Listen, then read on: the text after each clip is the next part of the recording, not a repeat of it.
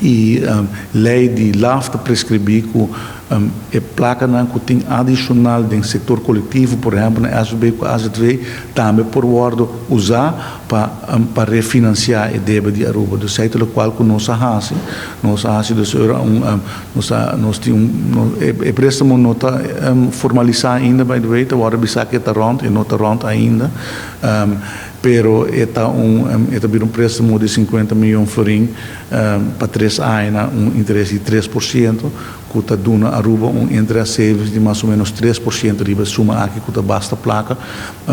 e está para promediar nos está haciele, pero você pensa que o fundo não aqui está de SVB e que de forma aqui não está generar uma entrada mais grande de lo qual que não está tem riba placa aqui, então para SVB sabe que entrada adicional e para o país Aruba é uma redução de interesse que está paga, por importar se nós presta placa aqui outro caminho, ele custa nós portar 6%, agora que a SVB não chega num acordo para 3%, pero para a SVB quizás não tem entrada de 50 milhões aqui, ou não está raia entrada, do fundo está vira mais sólido,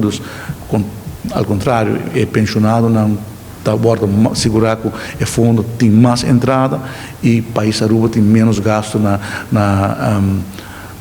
interesse. Então, é uma transação que também é um win-win